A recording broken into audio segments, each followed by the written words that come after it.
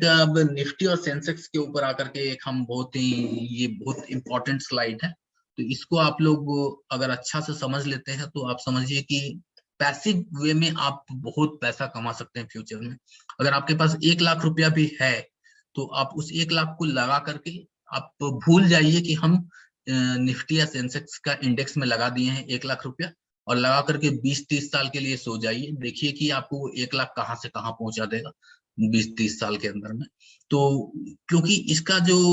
होता है, हम एक्चुअली बता रहे हैं कि 2000 जनवरी 2000 का अगर हम सेंसेक्स का डेटा ले रहे हैं तो आज 20 साल हो गया ना, 22 साल हो गया 2022। तो 2022 में जनवरी में क्या हुआ, तो 2000 का जनवरी में हम जो इस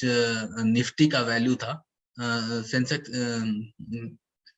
निफ्टी का वैल्यू था 1546 रुपीज। सो वो 1546, मतलब अगर इतना पैसा में एक इंडेक्स का एक ETF लिए रहते हैं हम, एक्सचेंज ट्रेडेड फंड बोलते हैं उसको, तो हमारे पास 1546 रुपया लगा करके एक केवल देते, एक शेयर के बराबर खरीदते, तो वो आज 2022 में 17,380, अभी थोड़ा 17,100 कुछ है अभी आज के डेट में, तो 17,380 के बराबर हो जाता 2022 में। तो ये जो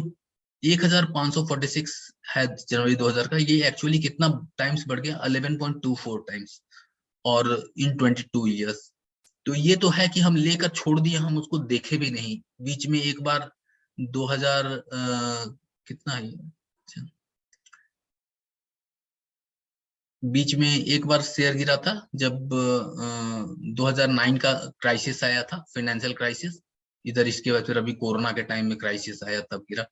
तो दोनों टाइम में इसका वैल्यू इतना गिरा कि ऐसा लगा कि जितना भी उसका टॉप में जो पोजीशन था वो उससे हाफ हो गया। मतलब इतना गिरने के बावजूद भी ये फिर से जंप करके वापस अपने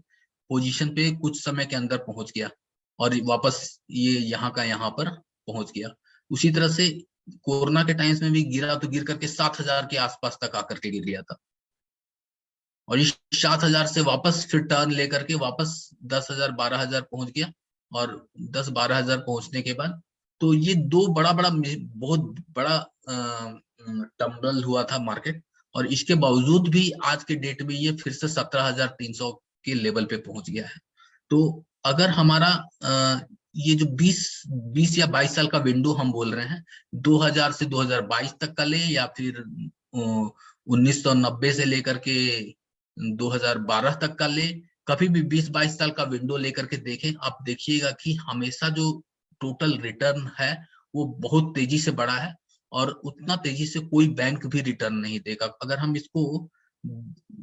7 साल अगर बैंक में रखते हैं, 8 साल बैंक में रखते हैं तो पैसा डबल होता, तो 8 तिहाई 24, मतलब 24 साल अगर हम बैंक में रखते हैं तो 2 से 4, 4 से 8, तो फिर भी 8 टाइम्स होता। अगर 24 साल भी रखते हैं, 25 साल भी बैंक में रखते हैं हम, तो 8 से ज्यादा, मतलब 8 टाइम्स से ज्यादा नहीं मिलता, लेकिन यहाँ पर हमको 12 टाइम्स मिल रहा है। और कभी कभी तो आप इसको और ज्यादा बैक करके देखेंगे तो आपको ये 12 टाइम्स से भी ज्यादा रिटर्न मिलेगा। तो ये जो है सो एक ऐसा चीज है कि आपको समझने के लिए कि आप अगर अपना पैसा बैंक में ये सोच करके रखते हैं कि बैंक में मेरा पैसा सेफ है, और बैंक में हम रखते हैं और हमको 6% 8% का इंटरेस्ट रेट मिल रहा है, फिक्स डिपॉजिट में भी 8% का इंटरेस्ट रेट मिल रहा है, इसलिए हम बैंक में रखते हैं, तो आप वो पैसा को गोल्ड ETF और निफ्टी ETF, ये दोनों का कॉम्बिनेशन में रख सकते हैं। अगर हमारा किसी समय क्राइसिस का सिचुएशन आ रहा है, जैसे कि ये क्राइसिस का एक सिचुएशन आया 2009 में, तो उस समय जितना भी पैसा बैंक ETF मतलब निफ्टी ETF में जितना भी पैसा लगा के रखे थे, उसमें से निकाल करके गोल्ड ETF में डाल देते, और इसके बाद फिर जब वो अपने नॉर्मलाइज होता और फिर वापस बढ़ना शुरू कर देता, तो फिर से गोल्ड ETF से निकाल करके फिर से निफ्टी ETF में डाल देते। तो ऐसे में क्या होता कि जिस समय वो ये गिर रहा था, उस समय वो गोल्ड में जाता तो वो बढ़ता, और जब गोल्ड में फिर नॉर्मल हो जाता और इधर बढ़ना शुरू हो जाता, तो वापस गोल्ड से निकाल करके इधर लगा देते, तो फिर से बढ़ने लग जाता। ऐसा पूरे 20 साल में केवल 2 बार करते, तो आपका पोर्टफोलियो में जो ये 11 या 12 टाइम्स आया है, ये 20 टाइम्स से भी ज्यादा रिटर्न आ सकता था, 20-25 टाइम्स रिटर्न आ सकता था, केवल ये 2 मौके पर अगर आप निफ्टी में सेल करके और गोल्ड में लगा लेते ये दो मौके पर, तो आपका ये रिटर्न जो था सो